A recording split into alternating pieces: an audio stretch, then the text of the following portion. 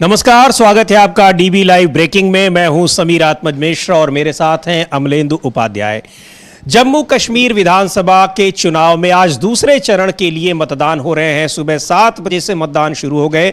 11 बजे तक चुनाव आयोग की रिपोर्ट के मुताबिक 24% से ज्यादा मतदान हो चुका है और इसमें 24% से ज्यादा मतदान हुए हैं।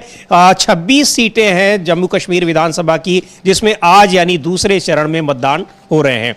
इससे पहले चरण के मतदान में 24 सीटों पर मतदान हुए थे और एक तीसरे चरण में जो बची सीटें हैं 1 अक्टूबर को 40 सीटों पर मतदान होंगे। 3 चरणों में जम्मू कश्मीर की 90 सदस्यीय विधानसभा के चुनाव हो रहे हैं।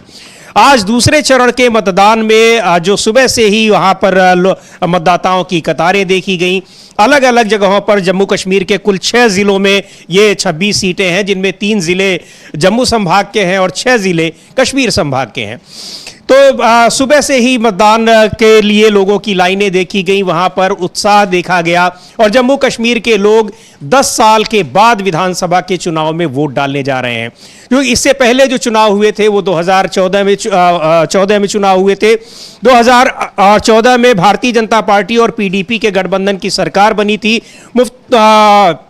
महबूबा मुफ्ती मुख्यमंत्री बनी थी, जिन्हें भारतीय जनता पार्टी ने सहयोग किया था। मिली जुली सरकार थी, लेकिन 2018 में गठबंधन सरकार टूट गई। उसके बाद वहां राष्ट्रपति शासन लगाया गया। 2019 में वहां धारा 370 खत्म करने के बाद लगातार मांग हो रही थी कि जम्मू कश्मीर में विधानसभा चुनाव कराए जाएं। विधानसभा वहां पर पूर्ण राज्य का दर्जा उसका खत्म करके जम्मू कश्मीर को यूनियन टेरिटरी यानी केंद्र शासित राज्य बना दिया गया है। एक बड़ा मुद्दा है वहां पर कि जम्मू कश्मीर में वहां का स्टेटहुड है यानी पूर्ण राज्य की बहाली, उसकी मांग वहां पर मुख्य चुनावी मुद्दा है। लेकिन इस बीच एक महत्वपूर्ण मुद्दे पर वहां के राजनीतिक दलों में एक तीखी प्रतिक्रिया आ रही है। वो ये है कि 16 देशों के राजनयिकों की एक टीम दूसरे चरण के मतदान को देखने के लिए जम्मू कश्मीर पहुंची है। इसको लेकर नेशनल कॉन्फ्रेंस के नेता, जम्मू कश्मीर के पूर्व मुख्यमंत्री उमर अब्दुल्ला ने तीखा विरोध दर्ज किया है, ऐतराज जताया है। उनका कहना है कि विदेशी राजनयिकों को चुनाव के समय यहां लाने का क्या मतलब है? क्या यह देश के आंतरिक मामलों में हस्तक्षेप नहीं है? विदेशी पत्रकारों को तो अनुमति नहीं है, लेकिन क्यों दूसरे देशों के राजनयिकों को यहां पर चुनाव में बुलाया जा रहा है और ऐसा क्यों किया जा रहा है? यह उन्होंने बड़ा सवाल उठाया है। एक बार सुनते हैं उमर अब्दुल्ला क्या कह रहे हैं। और उनका यही कहना है कि जब यही तमाम देशों के जो राजनयिक होते हैं या फिर उन देशों की संस्थाओं की रिपोर्ट्स होती हैं, उनकी रिपोर्ट्स जम्मू कश्मीर के बारे में होती हैं तो उन्हें सरकार खारिज करती है। ये कहती है कि ये हमारे देश की आंतरिक मामलों में ये हस्तक्षेप है, दखल है। लेकिन जब 16 देशों के राजनयिक वहां की विधानसभा चुनाव की प्रक्रिया को देखने आ रहे हैं, सरकार उन्हें भेज रही है, तो उसके पीछे उसका क्या मकसद है? सुनते हैं उमर अब्दुल्ला क्या कह रहे हैं। ये डेलीगेशन के हवाले से समझ में नहीं आता। यही लोग जब जम्मू कश्मीर के बारे में कमेंट करते हैं तो गवर्नमेंट ऑफ इंडिया की तरफ से बयान आता है कि जम्मू कश्मीर जो है वो हमारा अंदरूनी मामला है, इस पर दूसरों की दखल नहीं होनी चाहिए। अगर दखल नहीं होनी चाहिए, अगर इनके कमेंट्स आपको नहीं चाहिए, तो इनको यहाँ लाया क्यों जा रहा है? और वैसे भी यहाँ लोग वोट अपना इस्तेमाल या इलेक्शन में हिस्सा इसलिए नहीं ले रहे हैं कि वो गवर्नमेंट ऑफ इंडिया से बहुत खुश हैं। गवर्नमेंट ऑफ इंडिया की तमाम कोशिशों के बावजूद लोग यहाँ इलेक्शन में हिस्सा ले रहे हैं। नहीं तो यहाँ लोगों को तंग करने में, सताने में, परेशान करने में पिछले 6-7 साल से हुकूमत ने कोई कसर बाकी नहीं रखी है। इसके बावजूद लोग अगर इस इलेक्शन में हिस्सा ले रहे हैं तो ये लोगों की, मैं कहता हूँ इसका श्रेय लोगों को जाना चाहिए। लेकिन गवर्नमेंट ऑफ इंडिया कोशिश कर रही है कि इसका सारा क्रेडिट गवर्नमेंट ऑफ इंडिया को मिले, जो कि यहाँ के लोगों के साथ धोखा है। और अगर बाहर के डिप्लोमेट्स को लाया जा सकता है तो मुझे ये बताएं ना, बाहर के जर्नलिस्ट को इजाजत क्यों नहीं दी जा रही है? बाहर के किसी भी जर्नलिस्ट को जिन्होंने अप्लाई किया था इस इलेक्शन को कवर करने के लिए, उन्हें इजाजत नहीं मिली। लेकिन एक गाइडेड टूर टूरिस्ट की तरह इन डिप्लोमेट्स को लाके यहाँ इलेक्शन दिखाए जा रहे हैं, ये अच्छी बात नहीं है। सर थोड़ा ट्रेंड ये थे नेशनल कॉन्फ्रेंस के नेता उमर अब्दुल्ला। सवाल उठा रहे हैं कि विदेशी राजनयिकों को वहां पर क्यों ले जाया जा रहा है, टूरिस्ट के तौर पर उनको क्यों वहां की चुनावी प्रक्रिया दिखाई जा रही है, कि क्या ये देश के आंतरिक मामलों में हस्तक्षेप नहीं है।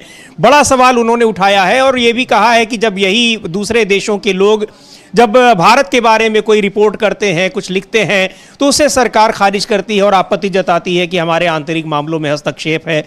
क्या ये आंतरिक मामलों में हस्तक्षेप नहीं है? ये सवाल उठाया है और बड़ी बात कही है उमर अब्दुल्ला ने कि ये कोई भारत सरकार की एक उपलब्धि नहीं है कि वहां पर वो चुनाव करा रही है, ये वहां के लोगों की उपलब्धि है कि वो मतदान में इस तरह से बढ़ चढ़कर हिस्सा ले रहे हैं। अब तक वहां पर 24% से ज्यादा वोटिंग हुई है। दूसरे चरण के मतदान में 26 सीटों पर मतदान हो रहे हैं, जिसमें कुल मिलाकर 6 जिलों की 26 सीटों पर 3 जिले जम्मू के हैं, 3 जिले कश्मीर के हैं। उनमें कश्मीर के 15 सीटें हैं विधानसभा की और 11 सीटें जम्मू संभाग की हैं। तो इन पर अभी तक 24% वोटिंग हुई है और यह माना जा रहा है कि पिछले चरण के ऐसी संभावना जताई जा रही है, जिस तरह से वहां पर उत्साह देखा जा रहा है, सुबह से ही लाइनें देखी जा रही हैं युवाओं की, बुजुर्गों की, महिलाओं की चुनाव मतदान में हिस्सा लेने के लिए। माना जा रहा है कि पहले चरण में जो 61% से ज्यादा वोटिंग हुई थी, उसी तरह की वोटिंग की संभावना देखी जा रही है। लेकिन राजनयिकों को वहां भेजे जाने का क्यों लेकर जिस तरह से नेशनल कॉन्फ्रेंस ने सवाल उठाया है, वो एक बड़ा मुद्दा बनता जा रहा है कि आखिर इन राजनयिकों को वहां चुनाव की प्रक्रिया को देखने के लिए क्यों भेजा गया है। और इनमें अमेरिका के राजनयिक हैं, सोमालिया के हैं, दक्षिण कोरिया के हैं, इसके अलावा मैक्सिको के हैं, कई देशों या 16 देशों के लगभग 20 राजनयिक हैं जो गए हुए हैं। कुछ राजनयिकों की टिप्पणियां भी आई हैं और उन्होंने उस चुनाव की प्रक्रिया के बारे में, मतदान में हिस्सा लेने वालों के बारे में अपनी राय व्यक्त की है, बयान दिया है। लेकिन राजनयिकों को चुनावी प्रक्रिया में वहां जाकर देखने को लेकर सवाल उठाया है नेशनल कॉन्फ्रेंस ने। और अभी आप देख सकते हैं स्क्रीन पर कि किस तरह से वहां जो ये राजनयिक हैं गए हुए हैं। उसके अलावा वहां मतदान के लिए लोगों की लाइनें आप देख सकते हैं और ये लाइनें सुबह से ही 7 बजे से वहां देखी जा रही हैं। ग्राउंड पर जो हमारे साथी हैं उन लोगों ने खबर दी है कि ये वहां पर जो मतदान के लिए उत्साह देखा जा रहा है वो जबरदस्त है। पिछले काफी दिनों से, एक तो 10 साल के बाद विधानसभा के चुनाव हो रहे हैं, इसको लेकर भी, और वहां के लोग इंतजार कर रहे थे कि जम्मू कश्मीर में कब चुनाव होते हैं। क्योंकि जम्मू कश्मीर में जब से उसका राज्य का दर्जा खत्म किया गया था, उसके बाद से ही वहां पर ये मांग की जा रही थी कि चुनाव कराए जाएं, लेकिन उस बार बार टल रहे थे। आखिरकार सुप्रीम कोर्ट को हस्तक्षेप करना पड़ा और सुप्रीम कोर्ट ने कहा कि सितंबर तक किसी भी हालत में चुनाव करा लिए जाने चाहिए। तब फिर चुनाव आयोग ने वहां चुनाव की तारीखों की घोषणा की। अब जिस तरह से वहां उत्साह दिख रहा है, इसका मतलब यह है कि वहां के लोग चुनावी प्रक्रिया के जरिए ये बताना चाहते हैं कि उनके मन में क्या है। वो सरकार यानी केंद्र सरकार जो लेफ्टिनेंट गवर्नर के माध्यम से वहां पर शासन कर रही है, वो उसकी नीतियों से, उसकी कार्यशैली से खुश हैं या फिर उसके विरोध में अपना मतदान करते हैं। इससे अमलेंदु जी ये बात साबित हो जाएगी। और जिस तरह से वहां उत्साह दिखाई पड़ रहा है मतदाताओं में, उससे ये साफ है कि 10 साल के बाद जब चुनाव आ रहा है तो कितना इंतजार कर रहे थे वहां के लोग। जाहिर सी बात है समीर जी कि एक राज्य का, पूरा राज्य का दर्जा छीन लिया गया, उसके बाद चुनाव स्थगित हो गए, चुनाव नहीं हुए, 10 साल के बाद चुनाव हो भी रहे हैं तो वो चुनाव सुप्रीम कोर्ट के आदेश पर हो रहे हैं।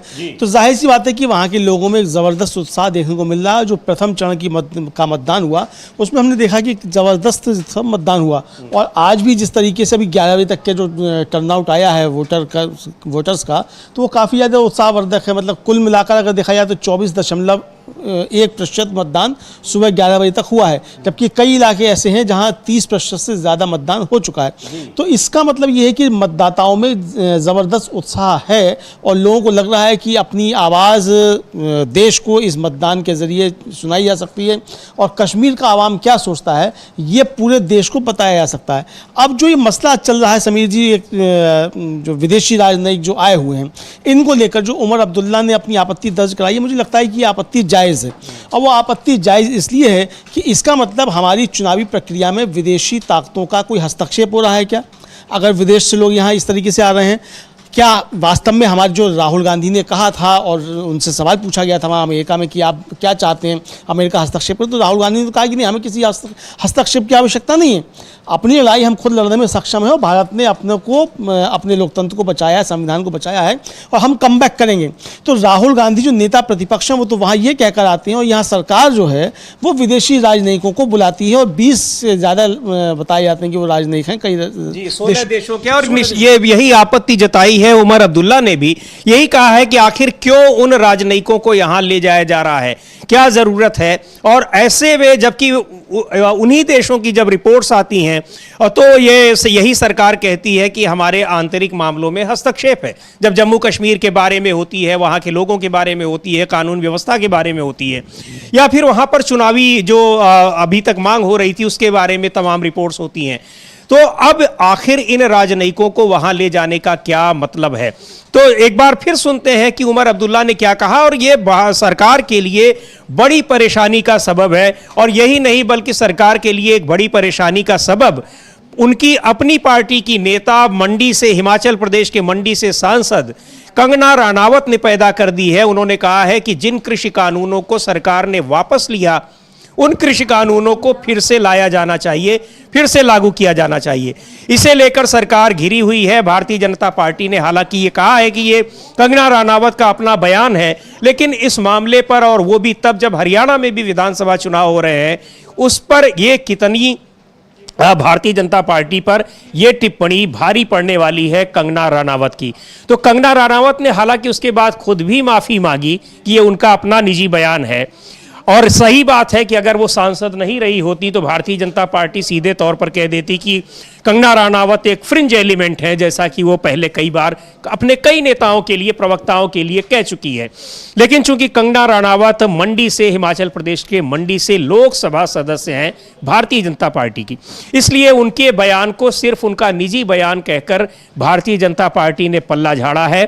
लेकिन कंगना राणावत ने भी उसके लिए माफी मांगी है। पर भारतीय जनता पार्टी के लिए उन परिस्थितियों में ये हरियाणा में बहुत मुश्किलें खड़ी करने जा रहा है ये बयान, जब वो 10 साल के एंटी इनकम्बेंसी से पहले से ही जूझ रही है। हरियाणा में भी 5 अक्टूबर को मतदान होने हैं। एक बार सुनते हैं कंगना राणावत के बयान पर भारतीय जनता पार्टी की क्या प्रतिक्रिया है। और कंगना राणावत ने यही कहा कि ये कृषि कानून फिर से लागू किए जाने चाहिए। तो भारतीय जनता पार्टी के प्रवक्ता हैं गौरव भाटिया, उनका हम बयान सुनेंगे, उनका कि किस तरह से उन्होंने प्रतिक्रिया दी है कंगना राणावत के बयान पर। यह उनका निजी बयान बताया है, लेकिन कंगना राणावत किसानों को लेकर जिस तरह से पहले भी तमाम तरह के बयान देती रही हैं, किसानों में उनके बयानों को लेकर जबरदस्त नाराजगी रही है, आपत्तियां रही हैं।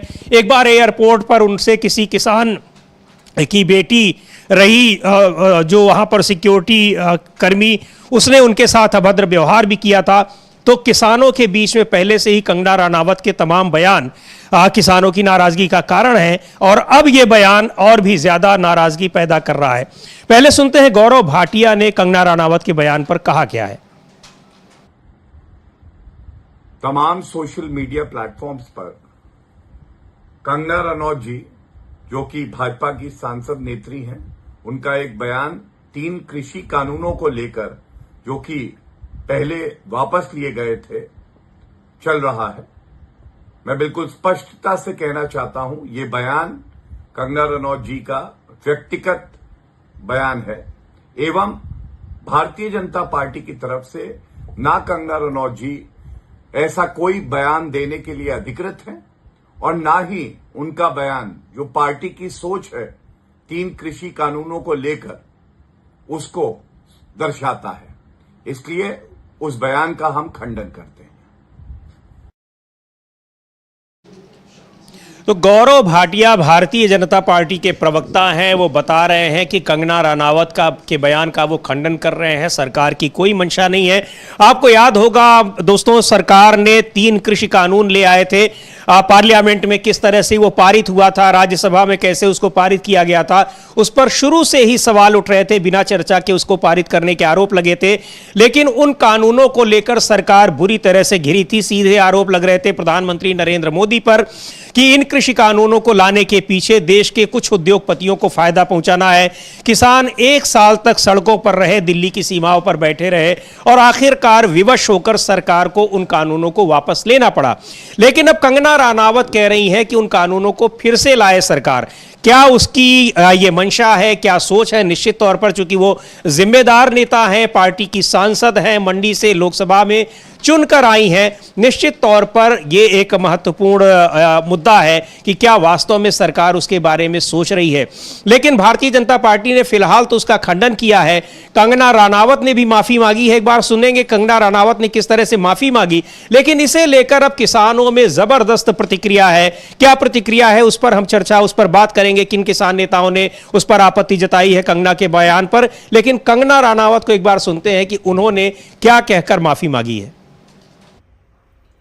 नमस्ते दोस्तों, पिछले बीते कुछ दिनों में मीडिया ने मुझसे फार्मर्स लॉ पे कुछ सवाल किए और मैंने ये सुझाव दिया कि किसानों को फार्मर्स लॉ वापस लाने का प्रधानमंत्री जी से निवेदन करना चाहिए। मेरी इस बात से बहुत सारे लोग निराश हैं और डिसअपॉइंटेड हैं। जब फार्मर्स लॉ प्रपोज हुए थे तो हम बहुत सारे लोगों ने जो है उनका समर्थन किया था, लेकिन बड़ी ही संवेदनशीलता से और सहानुभूति से हमारे माननीय प्रधानमंत्री जी ने वो लॉज जो थे वापस ले लिए थे। और ये हम सब कार्यकर्ताओं का कर्तव्य बनता है कि हम उनके शब्दों की गरिमा रखें। मुझे ये बात भी ध्यान रखनी होगी कि मैं अब एक कलाकार नहीं, भारतीय जनता पार्टी की कार्यकर्ता हूँ और मेरे ओपिनियंस अपने नहीं होने चाहिए, वो पार्टी का स्टैंड होना चाहिए। तो अगर मैंने अपने शब्दों से और अपनी सोच से किसी को डिसअपॉइंट किया है, मुझे खेद रहेगा। I take my words back. Thank you. तो कंगना राणावत भी ये कहकर माफी मांग रही हैं कि उनका बयान था। लेकिन कंगना राणावत खुद भी कह रही हैं कि वो महत्वपूर्ण सदस्य है भारतीय जनता पार्टी की, मेंबर ऑफ पार्लियामेंट है, लोकसभा की सदस्य हैं, चुनकर आई हैं लोकसभा में हिमाचल प्रदेश की मंडी सीट से। इसलिए उनके बयान को इस तरह से खारिज नहीं किया जा सकता। भले ही भारतीय जनता पार्टी कह रही है, लेकिन चूंकि वो जिम्मेदार सदस्य हैं पार्टी की और सांसद हैं, लेकिन भारतीय जनता पार्टी ने फिलहाल उनके बयान से किनारा किया है। कंगना राणावत भी माफी मांग रही हैं। लेकिन इस मुद्दे पर किसान संगठनों ने और क्या तमाम किसान नेताओं ने जबरदस्त प्रतिक्रिया जाहिर की है, विरोध जताया है। कंगना राणावत पहले भी इस तरह की किसानों के बारे में काफी कुछ विवादास्पद बयान दे चुकी हैं।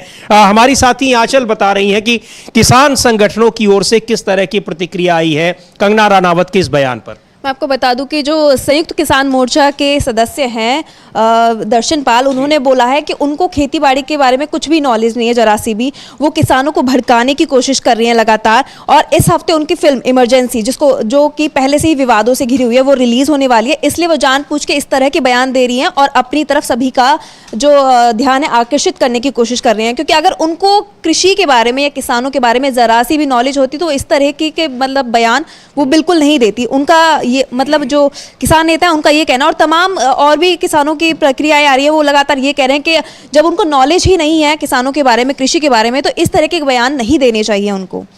जी, तो ये दर्शन पाल संयुक्त किसान मोर्चा के सदस्य हैं, प्रवक्ता हैं, उनका ये बयान आया है कि किसानों के बारे में जानकारी नहीं। लेकिन जो महत्वपूर्ण बात यह है कि अपनी फिल्म के प्रमोशन के लिए, उनका आरोप है कि अपनी फिल्म के प्रमोशन के लिए वो इस तरह के विवादास्पद बयान दे रही हैं ताकि वो चर्चा में आ जाए।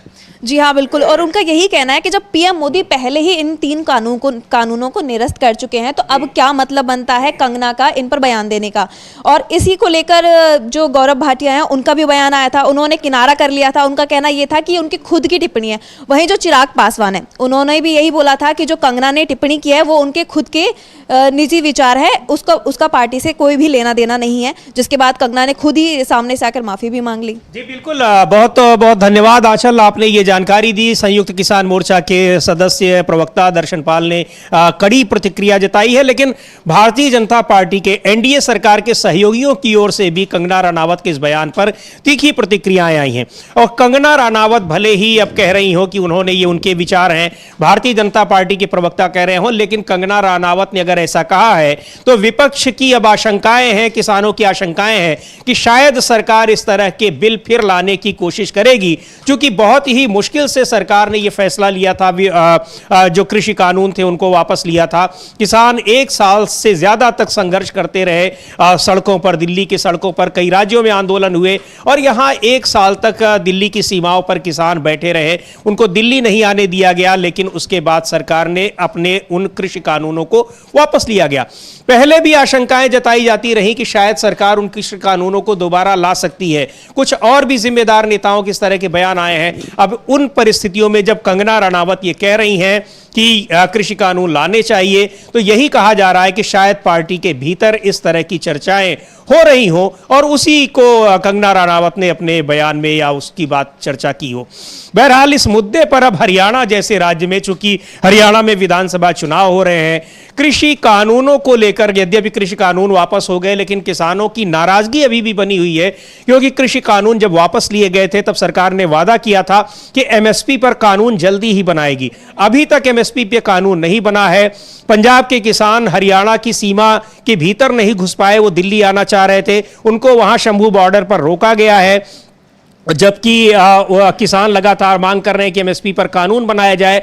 और इस मुद्दे पर हरियाणा में भारतीय जनता पार्टी बैकफुट पर दिख रही है, उसका विरोध दिख रहा है, उसके नेता वोट मांगने जा रहे हैं तो उनका विरोध हो रहा है, जो आप लगातार डीबी लाइव की ग्राउंड रिपोर्ट्स में देख रहे हैं। तो इन सारी परिस्थितियों में भारतीय जनता पार्टी के लिए हरियाणा में अब कितनी मुश्किलें खड़ी हो रही हैं। अमलेंदु जी, ये तो बड़ा मुद्दा है और कंगना रनावत का अब ये बयान, भले ही भारतीय जनता पार्टी भी उससे पीछा छुड़ा रही है, कंगना रनावत भी छुड़ा रही है, लेकिन उसके लिए मुश्किलें तो पैदा करेगी। नहीं, मुश्किलें पैदा कर दी, पहले से ही मुश्किल है। दूसरा है कि भारतीय जनता पार्टी पल्ला छुड़ा रही है तो भारतीय जनता पार्टी का पल्ला छूट जाएगा, लेकिन ये नरेंद्र मोदी जी के गले में फंदा पड़ता चला जा रहा है। हम लोग जिस समय कार्यक्रम कर रहे हैं समीर जी, इसी समय कांग्रेस की प्रेस कॉन्फ्रेंस चल रही है और शक्ति सिंह गोहिल जो गुजरात के अध्यक्ष भी हैं कांग्रेस के, वो इस समय प्रेस कॉन्फ्रेंस कर रहे हैं। उन्होंने एक सवाल के जवाब में कहा, ये साफ कहा उन्होंने कि कंगना रनौत कोई बीजेपी की साधारण कार्यकर्ता तो है नहीं जो आई हो, तो ये है तो उनकी चूंकि मोदी जी से नज़दीकी है और मोदी जी की वजह से उनको टिकट मिला है, उसकी वजह से वो चुनाव जीत कर आई हैं, तो ये सीधा सीधा मोदी जी का बयान है कि कृषि कानून वापस लाए जाने चाहिए। तो ये कंगना रनौत ने जो कहा है वो मोदी जी का बयान है। तो अगर ये इस तरीके की कोई चीज़ चल रही है तो ये काफ़ी ज़्यादा खतरनाक चीज़ है। और उन्होंने कहा है कि अगर ये ऐसा नहीं है, मोदी जी का वक्तव्य नहीं है, ये जो कंगना रनौत ने कहा है, तो उन्होंने सवाल खुद किया कि मान लीजिए मैं कांग्रेस का इस समय मतलब सांसद हूँ और मैं अगर कुछ बयान देता हूँ जो कांग्रेस की पॉलिसी के खिलाफ है, तो कांग्रेस मेरे ऊपर क्या एक्शन करेगी? मुझको निकाल के बाहर करेगी। तो जो कांग्रेस मुझ पर एक्शन कर सकती है, वही एक्शन बीजेपी कंगना रनौत पर क्यों नहीं कर रही है? अभी तक मोदी जी ने कंगना रनौत को बीजेपी से क्यों नहीं निकाला? ये सवाल शक्ति सिंह गोहिल ने अभी अभी समीर जी उठाया है। बिल्कुल, ये अमलेंदु जी बिल्कुल सही बात कह रहे हैं। और अब हम लोग अगर इसको देखें कि लोकसभा चुनाव से पहले आरक्षण को लेकर और संविधान को बदलने को लेकर जो तमाम बातें भारतीय जनता पार्टी के तमाम सांसदों ने कही थी, उन्होंने उन बयानों ने भारतीय जनता पार्टी को कितना नुकसान पहुंचाया, लेकिन भारतीय जनता पार्टी ने उन बयानों के लिए अपने नेताओं के खिलाफ कोई कार्रवाई नहीं की। तो यही बात शक्ति सिंह गोहिल कह रहे हैं कि अगर कंगना रनावत के बयान से भारतीय जनता पार्टी इत्तेफाक नहीं रखती है, वो उससे सहमत नहीं है, तो पार्टी उनके खिलाफ कार्रवाई क्यों नहीं कर रही है? और अगर नहीं कर रही है तो फिर इसका मतलब माना जाए कि वो भारतीय जनता पार्टी का अधिकृत बयान है और इसकी कोशिशें इसका मतलब चल रही हैं। आंचल के पास कुछ और भी खबर है जी। जी हाँ, मैं आपको बता दूं कि इस पे तमाम जो विपक्षी पार्टियां सबकी प्रक्रिया आ रही हैं। तो इसमें जो सांसद हैं प्रमोद तिवारी कांग्रेस के, उन्होंने बोला है कि ये जो बीजेपी का ना हिडन एजेंडा बताया इसको, जो ये कंगना रनावत ने जो बयान दिया है, कहीं ना कहीं ये बीजेपी का हिडन एजेंडा है।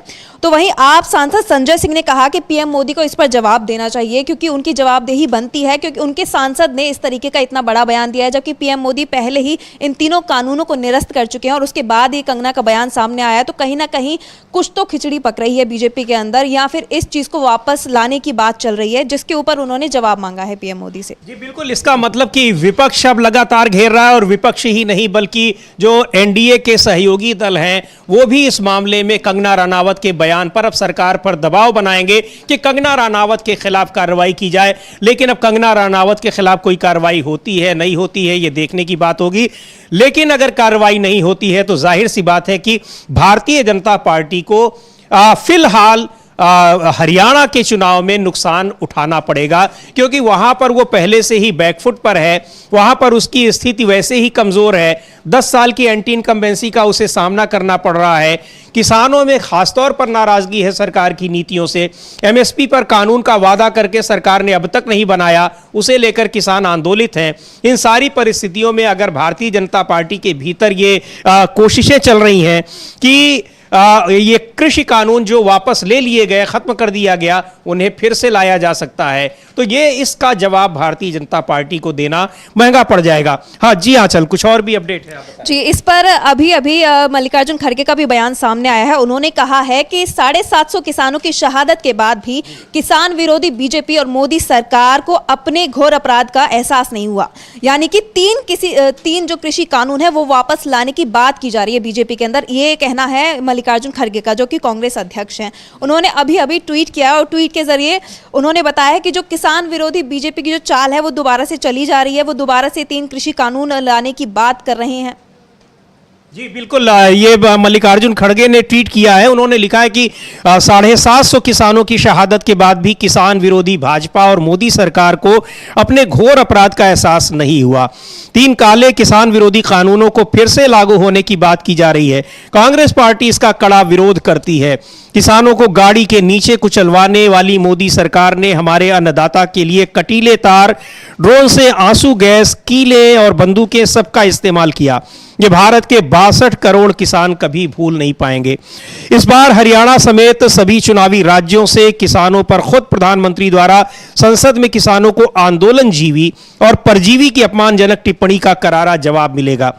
मोदी जी की बयानबाजी के चलते उनके मंत्रियों और सांसदों व दुष्प्रचार तंत्र को किसानों का अपमान करने की आदत हो गई है। 10 सालों में मोदी सरकार ने देश के अन्नदाताओं से किए गए अपने 3 वादे तोड़े हैं।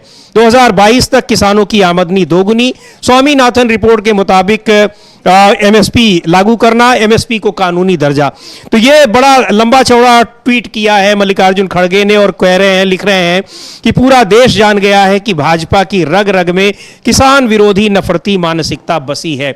और ये जो उन्होंने लिखा भी है कि इसमें हरियाणा के चुनाव में वहाँ की जनता, वहाँ के किसान ये दिखाएंगे कि भारतीय जनता पार्टी की ये जो किसान विरोधी नीति है उसका वो जवाब देंगे। और पहले से ही घिरी हुई है भारतीय जनता पार्टी तमाम मुद्दों पर। निश्चित तौर पर इसका असर वहां पर चुनाव में, चुनाव के परिणाम में और मतदाताओं के जो उनका चुनाव के का जो मुद्दा है उस पर यह दिखाई पड़ेगा।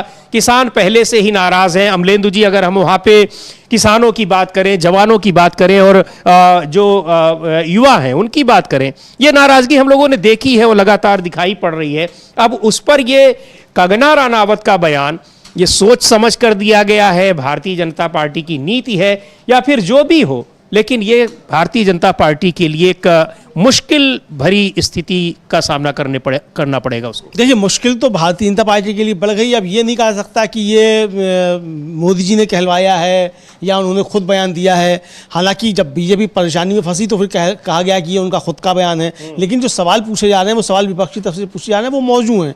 वो सवाल पूछे जा रहे हैं कि अगर उन्होंने ये उनका खुद का बयान है और उन्होंने इसके लिए कोई माफ़ी नहीं मांगी है, ना अपना बयान उन्होंने वापस दिया है। उन्होंने ये कहा है कि मैं कलाकार हूँ तो मेरा, और मैं बीजेपी की सांसद भी हूँ, तो मेरे बात जो है वो पार्टी लाइन की होनी चाहिए। यानी उन्होंने अपने विचारों से खुद को अलग नहीं किया है जो उन्होंने व्यक्त किया। इसका मतलब वो उनकी इच्छा है कि वापस आने चाहिए। भारतीय जनता पार्टी की चूंकि सांसद है तो पार्टी की जो नीति है उस पर उनको चलना चाहिए, ये उनका कहना है जो उन्होंने अपना वीडियो जारी किया है। तो समीर जी, यहाँ प्रश्न यही उठता है कि क्या कंगना रनौत जो कह रही हैं, भारत ठीक है वो उनके मन की बात है, मोदी जी अपने मन की बात कर सकते हैं, तो कंगना रनौत को भी अपने मन की बात करने का पूरा अधिकार है। चूंकि जैसा कि कांग्रेस के नेता शक्ति सिंह गोहिल का कहना है कि मोदी जी की वजह से उनको टिकट मिला, मोदी जी की बहुत नज़दीकी हैं और वो जो बोलती हैं वो मोदी जी जो कहते हैं वही बोलती हैं, ये समझा जाता है।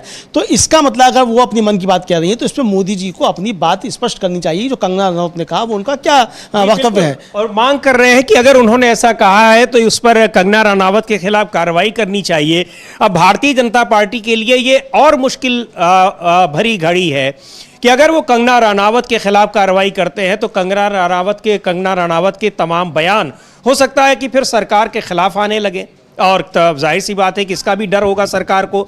और अगर नहीं कार्रवाई करती है तो उसको खामियाजा भुगतना है, उसका जो नुकसान होना है वो अभी हरियाणा चुनाव में होगा, उसके बाद भी हो सकता है। क्योंकि ये आशंकाएं पहले ही जताई जा रही थी कि सरकार कृषि कानूनों को दोबारा ला सकती है, और अब जबकि पार्टी की एक जिम्मेदार नेता और लोकसभा की सदस्य कंगना रनावत ये कह रही है कि लाया जाए, तो लोगों की ये आशंकाएं और मजबूत हो जा रही हैं कि कंगना रनावत के जरिए क्या भारतीय जनता पार्टी इस बात को, इस संदेश को लोगों के बीच पहुंचाना चाह रही है। तो निश्चित तौर पर यह किसानों के लिए एक नाराजगी को बढ़ाने वाला है। किसान संगठनों की ओर से प्रतिक्रियाएं आनी शुरू हो गई हैं, और यह भी आरोप लग रहे हैं कि कंगना रनावत के इन बयानों के पीछे उनकी अपनी फिल्म का प्रमोशन भी हो सकता है। लेकिन यह अलग बात है, पर जो एक जिम्मेदार नेता हैं, लोकसभा की सदस्य हैं, ऐसे में उनका बयान इतने हल्के में नहीं लिया जा सकता। भारतीय जनता पार्टी भले ही उससे अपने को अलग कर रही है, लेकिन जब तक कंगना रनावत के खिलाफ भारतीय जनता पार्टी कार्रवाई नहीं करेगी, शायद तब तक लोग नहीं मानेंगे, विपक्ष खास तौर पर, कि यह कंगना रनावत का निजी बयान है या फिर यह पूरी भारतीय जनता पार्टी का अपना एक ऑफिशियल स्टैंड है। जिस तरह से अमलेंदु जी राहुल गांधी को लेकर ये जो भारतीय जनता पार्टी के तमाम नेताओं ने धमकियां दी, तो भारतीय जनता पार्टी के राष्ट्रीय अध्यक्ष जेपी नड्डा ने पत्र लिखा, और पत्र लिखकर यह बता दिया कि नहीं, इससे पूरी भारतीय जनता पार्टी सहमत है उन धमकियों से, क्योंकि उन्होंने किसी को कार्रवाई करने की बजाय उन राहुल गांधी को जो धमकी दी गई थी उसको जायज ठहराने की कोशिश की गई।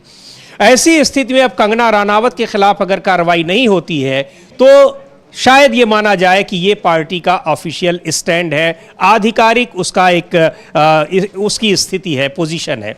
ऐसे में अब बड़ी मुश्किल है भारतीय जनता पार्टी के सामने कि कैसे वो हरियाणा विधानसभा चुनाव में कंगना रनावत के इस बयान का सामना करती है, उससे जो उत्पन्न होने वाली परिस्थितियां हैं। कंगना रनावत के बयान किसानों को लेकर पहले भी कई बार कई आपत्तिजनक बयान उन्होंने दिए थे, हालांकि कंगना रनावत ने भी माफी मांग ली है। एक बार सुनते हैं भारतीय जनता पार्टी के नेता प्रवक्ता गौरव भाटिया ने किस तरह से पार्टी को उनके बयान से अलग किया है। लेकिन ये आरोप लगातार लग रहे हैं कि कंगना रनावत ने जो बयान दिया है, सरकार उस पर आगे बढ़ने की जो आशंकाएं जताई जा रही हैं वो पुष्ट होती हैं। विपक्ष ये लगातार अब आरोप लगा रहा है, एनडीए के सहयोगी दलों की भी प्रतिक्रियाएं इस पर आ रही हैं। चिराग पासवान ने इस पर आपत्ति जताई है, जेडीयू ने आपत्ति जताई है, और गौरव भाटिया को एक बार सुनते हैं कि क्या कहा उन्होंने कंगना रनावत के इस बयान पर। तमाम सोशल मीडिया प्लेटफॉर्म्स पर कंगना रनौत जी, जो कि भाजपा की सांसद नेत्री हैं, उनका एक बयान 3 कृषि कानूनों को लेकर, जो कि पहले वापस लिए गए थे, चल रहा है। मैं बिल्कुल स्पष्टता से कहना चाहता हूं, ये बयान कंगना रनौत जी का व्यक्तिगत बयान है, एवं भारतीय जनता पार्टी की तरफ से ना कंगना रनौत जी ऐसा कोई बयान देने के लिए अधिकृत हैं, और ना ही उनका बयान जो पार्टी की सोच है 3 कृषि कानूनों को लेकर, उसको दर्शाता है। इसलिए उस बयान का हम खंडन करते हैं। तो गौरव भाटिया, भारतीय जनता पार्टी के प्रवक्ता, ये भारतीय जनता पार्टी को इससे अलग कर रहे हैं कि वो कंगना रनावत ने जो कहा है और उसकी निंदा भी कर रहे हैं। कंगना रनावत ने भी उसके लिए माफी मांगी है, लेकिन अब कंगना रनावत घिर चुकी हैं, भारतीय जनता पार्टी घिर चुकी है। कांग्रेस पार्टी की तरफ से प्रतिक्रिया आई है, कांग्रेस के नेताओं ने उस पर कड़ी प्रतिक्रिया और आपत्ति जताई है, किसानों ने आपत्ति जताई है, किसान संगठनों की ओर से संयुक्त किसान मोर्चा ने इस पर कड़ी आपत्ति जताई है, उसका जिक्र अभी हमने किया, और कांग्रेस ने ट्वीट किया है इस पर आपत्ति जताते हुए कंगना रनावत के इस बयान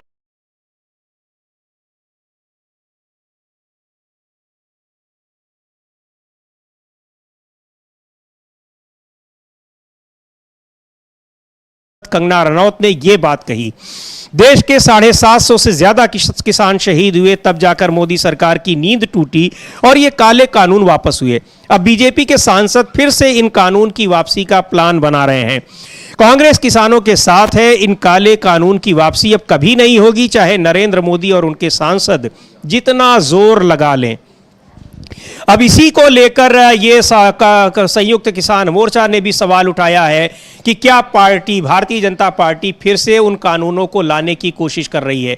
ये आरोप पहले भी लगते रहे हैं, आशंकाएं जताई जाती रही हैं, लेकिन अब कंगना रनावत के बयान के बाद ये मुद्दा और तूल पकड़ रहा है। कांग्रेस पार्टी के नेता और हरियाणा के रोहतक से सांसद दीपेंद्र हुड्डा ने इस पर कड़ी प्रतिक्रिया जताई है और कंगना रनावत से माफी मांगने की बात कही है, भारतीय जनता पार्टी से स्पष्टीकरण देने की बात कही है। सुनते हैं दीपेंद्र हुड्डा ने क्या कहा इस मामले में।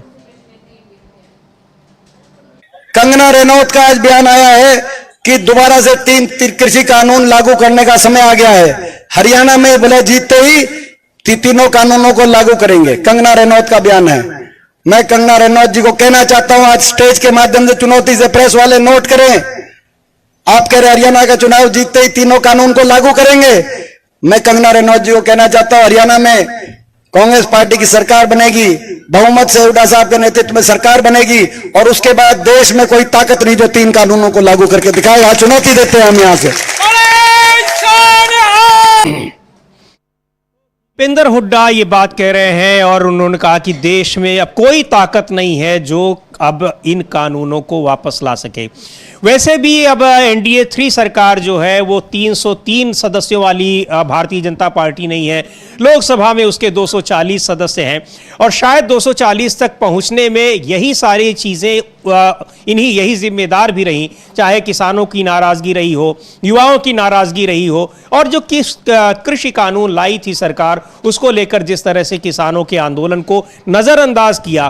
प्रधानमंत्री नरेंद्र मोदी ने खुद उनको आंदोलन जीवी कहा है और तमाम बातें जो अभी मल्लिकार्जुन खड़गे के ट्वीट में हमने आपको दिखाई, इन सारी चीज़ों से भारतीय जनता पार्टी को नुकसान हुआ। और अब ऐन मौके पर जबकि हरियाणा में विधानसभा चुनाव हो रहे हैं और हरियाणा में किसानों का मुद्दा और किसान कितने संगठित हैं, उनका कि किसानों की समस्याएं वहां कितनी महत्वपूर्ण होती हैं चुनावी राजनीति में, ये सबको पता है। उन स्थितियों में अब भारतीय जनता पार्टी कैसे उन स्थितियों से निपटेगी, ये उसके लिए बड़ा सवाल है और बड़ी मुसीबत का सबब बन गया है। बिल्कुल समीर जी, ये बीजेपी के लिए मुसीबत का सबब बन गया है और भारतीय जनता पार्टी को इसकी काफ़ी ज़्यादा दिक्कतें उठानी पड़ेंगी। और ये बीच चुनाव उनका जो बयान आया है समीर जी, ये बीजेपी के लिए एक बड़ी बुरी खबर के तौर पे आया है, क्योंकि कंगना रनौत ने तो जो कहा वो मोदी जी की जो मन की बात थी वो कंगना रनौत के मन की बात थी, वो बोल दिया उन्होंने, लेकिन ये बीजेपी के गले पड़ जाएगा ये उसका भान उनको नहीं रहा होगा, क्योंकि वो पॉलिटिशियन नहीं है। तो उन्होंने अपने मन की बात कह दी, जो चाहती, जो मोदी जी ने उनको बताया होगा कि ऐसा होना चाहिए, वो उन्होंने बोल दिया।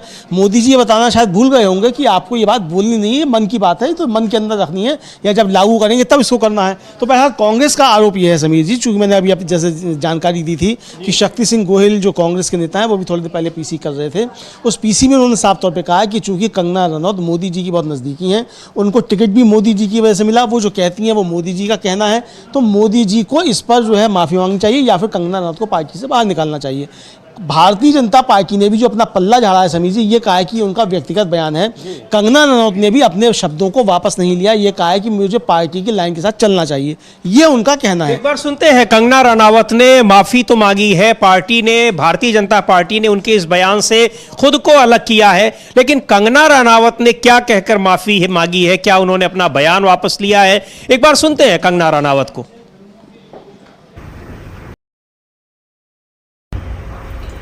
नमस्ते दोस्तों, पिछले बीते कुछ दिनों में मीडिया ने मुझसे फार्मर्स लॉ पे कुछ सवाल किए और मैंने ये सुझाव दिया कि किसानों को फार्मर्स लॉ वापस लाने का प्रधानमंत्री जी से निवेदन करना चाहिए। मेरी इस बात से बहुत सारे लोग निराश हैं और डिसअपॉइंटेड हैं।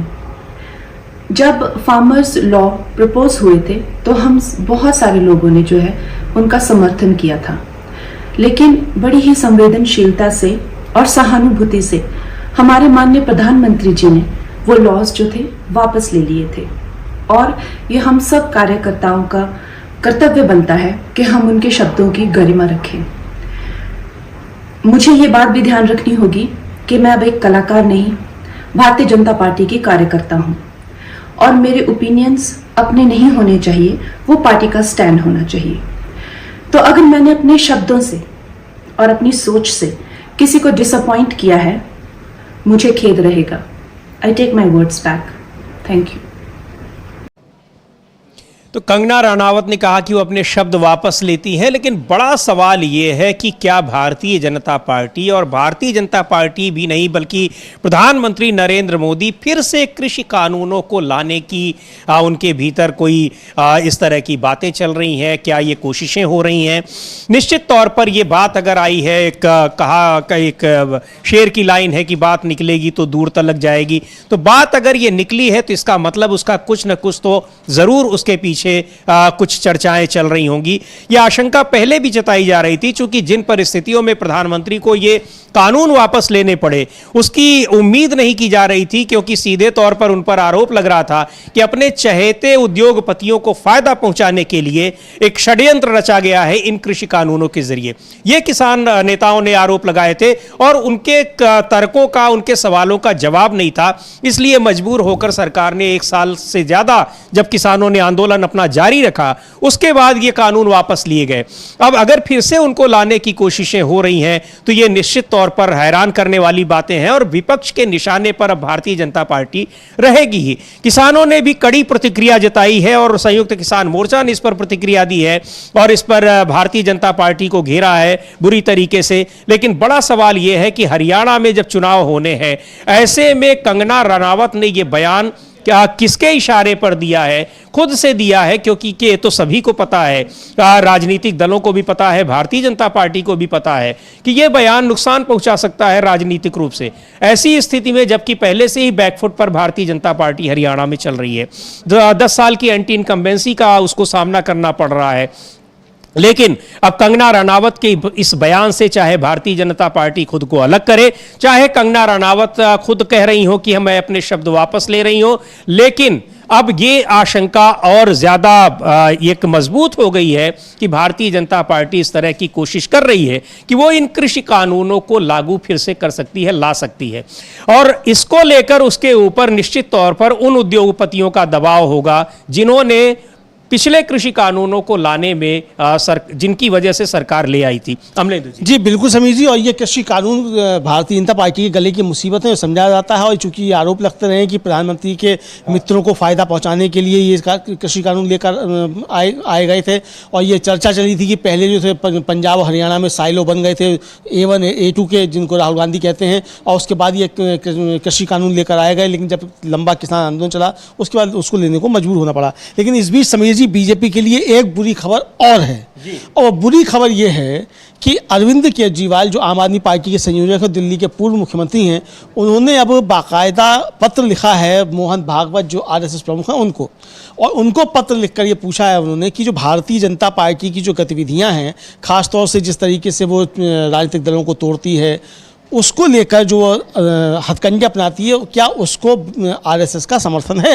ये सवाल उन्होंने पूछा है। फिर सवाल पूछा है कि भ्रष्टाचार को लेकर आपकी क्या राय है? भ्रष्टाचार को लेकर जिस तरीके से प्रधानमंत्री नरेंद्र मोदी ने कुछ नेताओं को बताया कि भ्रष्टाचार के आरोपी ये भ्रष्टाचारी हैं और 70,000 करोड़ के आरोपी हैं, गोलमाल किया, फिर उनको पार्टी में शामिल कर लिया और उप मुख्यमंत्री बना दिया। तो आपकी इस पर क्या राय है? यानी समीर जी, अरविंद केजरीवाल ने अब सीधे सीधे मोहन भागवत तो RSS को लपेटा है कि आप नरेंद्र मोदी के खिलाफ अब तैयारी कीजिए। तो अब ये नया समीकरण क्या कुछ बन रहा है? अरविंद केजरीवाल ने जो मोहन भागवत को चिट्ठी लिखकर सवाल पूछे, फिर ये भी पूछा है कि मोहन भागवत, उन्होंने JP नड्डा ने कह दिया कि हमको अब RSS की कोई आवश्यकता नहीं है। क्या ये सही है? कोई बेटा अपनी माँ के लिए इस तरह से कह सकता है? तो ये उन्होंने एक मतलब कहा जाए वो ठीक वही रणनीति अपनाई है जो जेल पे वो अंतिम जमानत पे आए थे, तो आते ही योगी आदित्यनाथ के लिए जो उन्होंने बोल दिया था, ठीक वही रणनीति उन्होंने अपनाई है। है मोहन भागवत को चिट्ठी लिखकर कि मोदी जी पर अपनी राय स्पष्ट कीजिए। जी बिल्कुल, और ये आरएसएस को भी उन्होंने एक तरह से घेरे में लिया है। पहले अभी उन्होंने 5 सवाल पूछे थे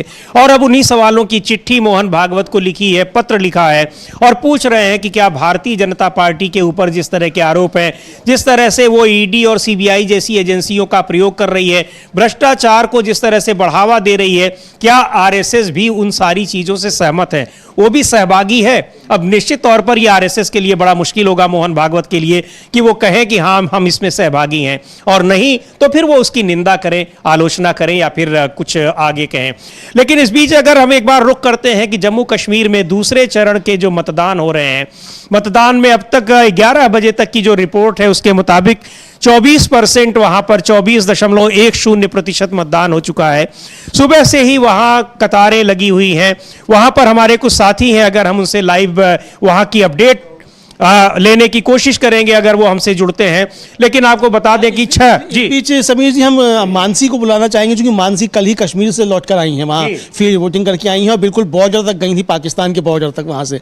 तो हम मानसी को बुला के पूछते हैं कि जम्मू कश्मीर में वो क्या देख कर आई और क्या हालात हैं। बिल्कुल मानसी के से पूछेंगे। वहाँ उन्होंने अभी जम्मू कश्मीर चुनाव कवर करने गई थी, तमाम इलाकों का दौरा किया, टीम डीबी लाइव की गई थी, उसके साथ मानसी भी थी। और आज जो दूसरे चरण में मतदान हो रहे हैं, 6 जिलों की 26 सीटों पर मतदान हो रहे हैं। मानसी, क्या देखा है आपने और क्या लग रहा है कि वहां के लोग जो 10 साल बाद विधानसभा चुनाव हो रहे हैं, उत्साह हम लोगों ने पहले चरण के मतदान में भी देखा, आज भी हम लोग सुबह से ये स्क्रीन पर देख सकते हैं कि महिलाओं की कतारें लगी हुई हैं, बुजुर्ग लाइनों में लगे हुए, उनमें जो चुनाव को लेकर ये उत्साह है तो किस वजह से है, यानी उनके लिए मुद्दे क्या है सबसे महत्वपूर्ण?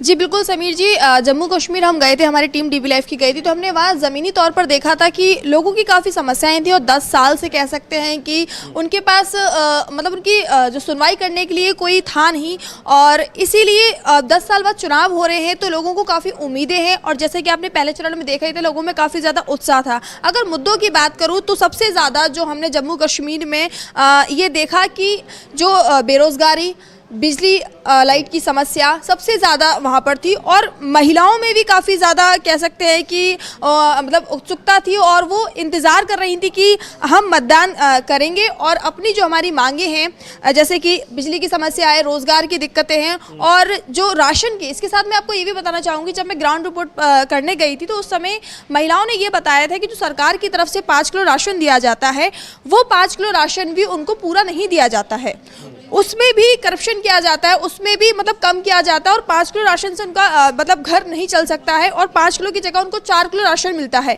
जब वो उसकी शिकायत करते हैं तो उसकी सुनवाई नहीं होती है। तो महिलाओं को उम्मीद ये है कि अब उनके पास मौका है और वो वोट करेंगे और इस वोट से अपनी नई सरकार लेकर आएंगे और जो भी उनकी मांगे हैं वो उनके द्वारा पूरी हो पाएंगी। तो एक तरीके से कह सकते हैं कि इस बार जो जम्मू कश्मीर के 10 साल बाद चुनाव हो रहे हैं तो लोगों के अंदर उम्मीद है और इसीलिए लोग उत्साहित हैं और बढ़ चढ़कर हिस्सा ले रहे हैं, मतदान भी कर रहे हैं, क्योंकि बिजली, पानी और रोजगार ये समस्या सबसे ज्यादा बड़ी है और इन्हीं मुद्दों पर लगातार जो आप देख सकते हैं कि वोटिंग की जा रही है। पहले फेज में तो आपने देखा ही था, दूसरे फेज में थोड़ा कम है, लेकिन लगातार जैसे जैसे दिन बढ़ता जा रहा है लगातार लोग घरों से बाहर निकल रहे हैं और मतदान कर रहे हैं। और इसमें खासकर बात यह है कि इसमें महिलाओं का जो योगदान है वो सबसे ज्यादा आपको देखने को मिलेगा। बिल्कुल, और ये बिल्कुल सही आपने कहा कि जो सबसे बड़ी दिक्कत उनको है कि उनको अगर कोई समस्या है तो उनके पास कोई जनप्रतिनिधि नहीं है कि किसके जरिए वो सरकार तक अपनी समस्या पहुंचाएं, क्योंकि लेफ्टिनेंट गवर्नर के जरिए केंद्र सरकार का शासन है और लेफ्टिनेंट गवर्नर की पहुंच जनता तक नहीं है, चूंकि वो अधिकारियों के माध्यम से सरकार चला रहे हैं। तो सबसे बड़ी बात होती है कि राज्य में जो अपने जब वो विधायक चुनेंगे तो उनकी अपनी समस्या होगी तो विधायक के जरिए वो सरकार तक पहुंचाएंगे। बिल्कुल आपने सही कहा कि उनके पास जब जनप्रतिनिधि नहीं होगा तब वो किसके पास शिकायत लेके जाएंगे। जैसे कि मैंने आपको बताया कि राशन में घपला किया जाता है, उसमें करप्शन किया जाता है। इसी के साथ बिजली की समस्या जहाँ जम्मू कश्मीर में है, लेकिन इसके बाद भी वहां पर जो बिजली का बिल है वो काफी ज्यादा बढ़कर आता है। आप बताइए, पूरे दिन लाइट नहीं आती है, लेकिन इसके बाद भी जो गरीब लोग हैं उनके घर में बिल काफी ज्यादा आता है। तो लोगों का ये भी कहना है कि इसकी हम शिकायत कहाँ करें। तो आज उनको उम्मीद ये है कि हमारे पास मतदान का अधिकार और इस मतदान का अधिकार का यूज करके वो वोट करेंगे और उनके पास एक जनप्रतिनिधि आएगा जिसे वो चाहते हैं, जो उनकी उम्मीदों को पूरा करेगा, उनकी शिकायतों को उनका निस्तारण करेगा। तो इस उम्मीद से महिलाएं सबसे ज्यादा जो उत्साहित है और वो आज बढ़ चढ़ कर हिस्सा ले रही है मतदान में। बिल्कुल, तो ये आज दूसरे चरण का मतदान है और पहले चरण के मतदान में 61% से ज्यादा वोटिंग हुई थी। उम्मीद की जा रही है कि दूसरे चरण में भी अच्छी खासी ठीक ठाक वोटिंग होगी, शायद पहले चरण की ही तरह। और 3 चरणों में मतदान हो रहे हैं 90 सदस्यीय विधानसभा सीट के लिए। आज दूसरे चरण में 26 सीटों पर मतदान होने हैं जम्मू कश्मीर में, जिनमें 15 सीटें कश्मीर संभाग की हैं और 11 सीटें जम्मू संभाग की हैं। तो जम्मू कश्मीर में अभी तक जो 11 बजे तक की चुनाव आयोग की रिपोर्ट है उसके मुताबिक 24.10% वोटिंग हो चुकी है और इनमें सबसे कम अब तक वोटिंग हुई है श्रीनगर में। लेकिन श्रीनगर में हमारे साथी अभी कुछ देर पहले बता रहे थे कि वहां पर शायद थोड़ी देर से वोटिंग परसेंटेज वहां बढ़ेगा, क्योंकि सुबह का समय वहां लोग अपने जो काम होता है खेती बाड़ी का काम उसमें लग जाते हैं। लेकिन वहां जो हम देख सकते हैं स्क्रीन पर किस तरह से लोग अपनी बारी का इंतजार कर रहे हैं, वोट देने के लिए इंतजार कर रहे हैं। और सबसे बड़ी बात यह कि 10 साल के बाद विधानसभा चुनाव हो रहे हैं, तो इसको लेकर उनके अंदर एक बहुत एक जज्बा है, एक उत्साह है और इंतजार है कि हम चुने अपने विधायक को, वोट दें और ताकि अपनी समस्याओं का निस्तारण कर सकें, जो सरकार तक हमारी समस्याओं को पहुंचा सके। जैसा अभी कह रही मानसी की छोटी छोटी दिक्कतें हैं, लेकिन उनके पास कोई जरिया नहीं है कि अपनी परेशानी को सरकार तक बताएं किस तरह की दिक्कतों का उनको सामना करना पड़ रहा है। जी बिल्कुल बिल्कुल समीर जी, बता दूं कि पिछले 10 साल से सरकार नहीं है, वो किससे शिकायत करें। आप समझिए कि राशन जैसी दिक्कतें हैं, वो उनको अगर मिलता है तो वो भी उन्हें पूरा नहीं मिल पाता है। बिजली नहीं है, लेकिन इसके बावजूद जो है बिल काफ़ी ज़्यादा आता है, तो वो इसकी समस्या और ये जो परेशानी उसकी शिकायत किससे करें। तो इस उम्मीद से आज जो है जो युवा हैं या महिलाएं हैं सब बढ़ चढ़कर हिस्सा ले रहे हैं। इसी के साथ मैं आपको बताऊं युवाओं के बारे में, तो युवाओं में भी काफ़ी ज़्यादा इस बार जोश है और उम्मीद है कि हम वोट करने जाएंगे और अपना जनप्रतिनिधि चुनेंगे, क्योंकि रोजगार की समस्या भी वहां पर एक बहुत बड़ा मुद्दा है। वहां पर जो लोग इतने शिक्षित हैं, बीटेक किए हुए हैं, लेकिन इसके बावजूद वो फल बेचने पर मजबूर। आप सोच सकते हैं कि क्या लेवल है और क्या परेशानियां हैं जम्मू कश्मीर के अंदर। और 10 साल के बाद चुनाव हो रहे हैं तो अपने आप में बड़ी बात है और वहां के जो लोग हैं उनके अंदर काफ़ी उम्मीद है और इसीलिए वो बढ़ चढ़कर हिस्सा ले रहे हैं। उनके पास ये कह सकते हैं कि इसके बाद 5 साल बाद चुनाव होंगे, तो उनको उम्मीद है कि यही हमारे पास मौका है, 10 साल बाद चुनाव होने, तो हम अपने मताधिकार का प्रयोग करें और मतदान करने जाएं। बिल्कुल, तो उनको उम्मीद है कि वो अपनी सरकार चुन सकेंगे जिससे वो अपनी समस्याओं को बता सकेंगे, समस्याओं को पहुंचा सकेंगे सरकार तक, और उनकी चुनी हुई सरकार होगी तो वो उनकी परेशानियों का निस्तारण करेगी, उसे दूर करेगी।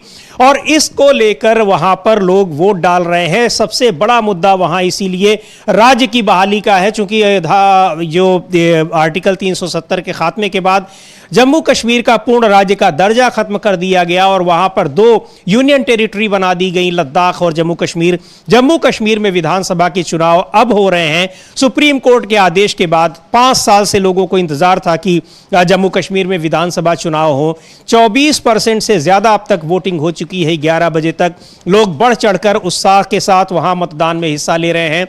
उसके माना जा रहा है कि पिछले चरण में, पहले चरण में जो 61% से ज्यादा वोटिंग हुई थी, शायद उसी तरह की वोटिंग इस चरण में भी होगी। और तीसरे चरण का चुनाव जो है वो 1 अक्टूबर को है। 8 अक्टूबर को नतीजे आएंगे और तब पता चलेगा कि किसकी वहाँ सरकार बनती है, किसकी नहीं बनती है। वहाँ पर स्टेट हुड को लेकर जो, यानी राज्य, पूर्ण राज्य के दर्जे को लेकर वहाँ के लोगों की जो मंशा है उसके समर्थन में वो व्यक्त करते हैं, या फिर सरकार का जो दावा है कि उसने इस 5 साल में बहुत अच्छा काम किया है। ये सारी चीज़ें हैं, लेकिन बड़ा सवाल ये है जो नेशनल कॉन्फ्रेंस ने उठाया है कि जो जम्मू कश्मीर में दूसरे चरण के चुनाव में 16 देशों के राजनयिकों को वहां भेजा गया है। इसे लेकर नेशनल कॉन्फ्रेंस के नेता उमर अब्दुल्ला ने सवाल उठाया है कि आखिर इन्हें भेजने के पीछे सरकार की क्या मंशा है और जरूरत क्या थी। जी बिल्कुल, और ये जाहिर सी बात है समीर जी कि आप विदेशी लोगों को बुला रहे हैं, अपनी प्रक्रिया पूरी दिखा रहे हैं, तो क्यों आप दिखाना चाहते हैं, क्या मतलब साबित करना चाहते हैं? इसका मतलब समीर जी इसका एक पक्ष ये भी है कि क्या प्रधानमंत्री नरेंद्र मोदी इतने ज़्यादा दबाव में आ गए हैं राहुल गांधी के, कि राहुल गांधी ने जो कहा था कि डेमोक्रेसी खतरे में हैं और उस पर डेमोक्रेसी भी खतरे हैं, इसको लेकर प्रधानमंत्री दबाव में आ गए हैं और दुनिया को बताना चाहते हैं कि नहीं डेमोक्रेसी सब ठीक ठाक है, हम सब ठीक कर रहे हैं और अब हम तानाशाह नहीं है, ये बताना चाहते हैं। या फिर आप भारत की अंदरूनी राजनीति में विदेशी ताकतों का हस्तक्षेप करा रहे हैं। चूँकि समझिए हुआ ये था कि जब अनुच्छेद 370 हटाया गया था उसके बाद भारत के सांसदों को कश्मीर जाने की अनुमति नहीं थी, लेकिन विदेशी राजनयिक तब भी कश्मीर गए थे, तब भी उन्होंने वहाँ का दौरा किया था और पूरी दुनिया को बताने की कोशिश जो थी वो की गई थी सरकार की तरफ से। तो ये सरकार की नीतियों पर प्रश्न लगाते हैं और उमर अब्दुल्ला ने इसी को लेकर सवाल उठाया। यही सवाल उमर अब्दुल्ला ने उठाया है कि विदेशी पत्रकारों को तो कवर करने की, चुनावी कवरेज की अनुमति नहीं दी जा रही है, लेकिन विदेशी राजनयिकों को यहां चुनाव को कवर करने के लिए बुलाया गया है। एक बार सुनते हैं उमर अब्दुल्ला ने क्या कहा। उन्होंने बहुत ही सख्त लहजे में यह ऐतराज जताया है कि विदेशी करीब 16 देशों के, जिनमें अमेरिका, मेक्सिको और तमाम देशों के राजनयिक हैं, 20 के करीब, लगभग 20 लोग वहां गए हैं चुनावी जो प्रक्रिया है उसको देखने के लिए। लेकिन उमर अब्दुल्ला ने, नेशनल कॉन्फ्रेंस के नेता हैं और जम्मू कश्मीर के पूर्व मुख्यमंत्री हैं, उन्होंने इस बात पर लेकर सख्त ऐतराज जताया है कि विदेशी राजनयिकों को चुनाव के बीच वहां क्यों ले जाया गया है। सुनते हैं क्या कह रहे हैं उमर अब्दुल्ला इस मामले में। has been heartening. Now we hope that enthusiasm translates into voter turnout also. So, MEA has invited foreign diplomats to check the elections here. I don't know why foreigners should be asked to check elections. When foreigners, foreign governments comment, then Government of India says this is an internal matter for India. Now suddenly they want foreign observers to come and look at our elections. These are an internal matter for us.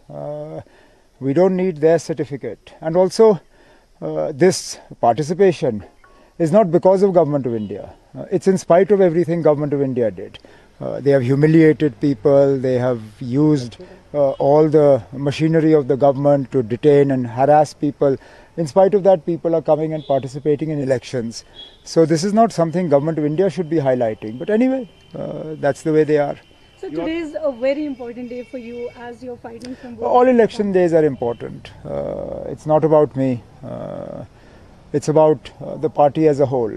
Therefore, first phase was as important. Third phase will be as important. Yes, I've got a personal stake in this. But for the party, all three phases are important. You are going to participate in 2 constituencies here. How much you are confident you will get a positive results for both constituencies? उम्मीद पे दुनिया कायम है. I'm quietly hopeful. The rest is first in the hands of the Almighty and then in the hands of the voters. So let's see. Mahbooba Mufti, according to her, that bogus voting in Ganderbal area, and she also, Professor Mahidi wrote a letter to Election Commission India to investigate. Please investigate. तो जो विदेशी राजनयिकों को वहां ले जाने का मामला है उस पर आपत्ति जताई है उमर अब्दुल्ला ने। आज जिन सीटों पर चुनाव हो रहे हैं, 3 ज़िले उसमें जम्मू के शामिल हैं, 3 ज़िले कश्मीर के। अब ये गांधरबल से और बड़गाम से लड़ रहे हैं उमर अब्दुल्ला 2 सीटों से। वहाँ पर कई और प्रमुख नेताओं का आज जिन सीटों पर चुनाव है उनमें कई प्रमुख नेता हैं। भारतीय जनता पार्टी के प्रदेश अध्यक्ष रविंद्र रैना भी हैं, नौशेरा से चुनाव लड़ रहे हैं।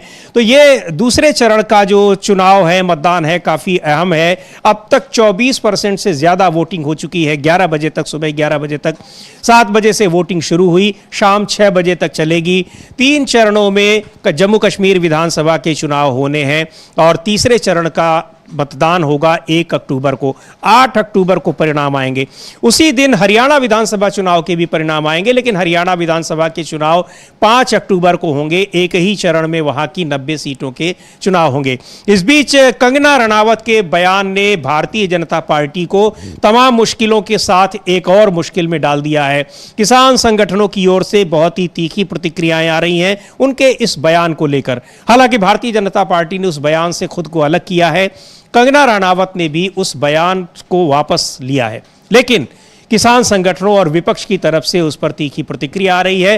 कांग्रेस पार्टी ने तीखी प्रतिक्रिया जताई है और कहा है कि अगर भारतीय जनता पार्टी की सरकार ऐसी कोशिश करती है कि कि कृषि कानूनों को वो फिर से लाया जा सकता है, तो उसको हम कतई नहीं लाने देंगे, वो ऐसा कभी नहीं कर पाएगी। अमलेंदु जी कुछ कहना चाहते एक चलते चलते ब्रेकिंग खबर है समीर जी, जो बड़ी खबर है कि बॉम्बे हाई कोर्ट जो है उसने एक आदेश पास किया है, जो बदलापुर एनकाउंटर हुआ था उसमें वो उसने सुना है, और बदलापुर एनकाउंटर पे उसने कहा है कि ये एनकाउंटर प्रतीत नहीं होता है।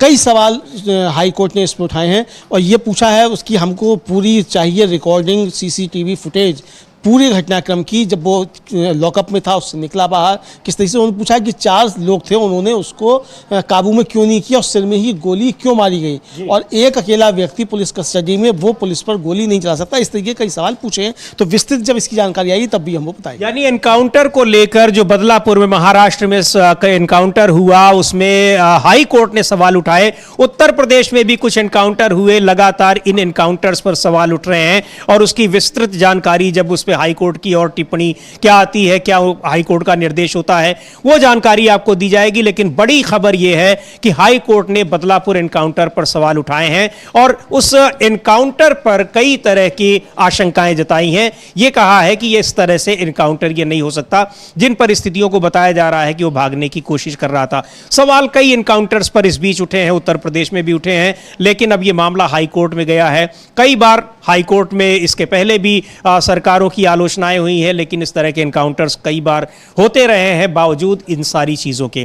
तो अब इस बदलापुर एनकाउंटर पर हाई कोर्ट ने भी सवाल उठाया है। इसको आगे इस पर जो भी अपडेट होगा उसे हम डीबी लाइव पर आपके सामने लाएंगे। डीबी लाइव पर हरियाणा और जम्मू कश्मीर में आज जो दूसरे चरण के मतदान हो रहे हैं उस पर भी लाइव अपडेट आपको मिलती रहेगी। हरियाणा और जम्मू कश्मीर की चुनाव से संबंधित तमाम ग्राउंड रिपोर्ट्स आप डीबी लाइव पर देखिए। इसके अलावा आप तमाम खबरों के लिए बने रहिए डीबी लाइव के साथ। और अब मुझे और अमलेंदु उपाध्याय को दीजिए अनुमति। नमस्कार।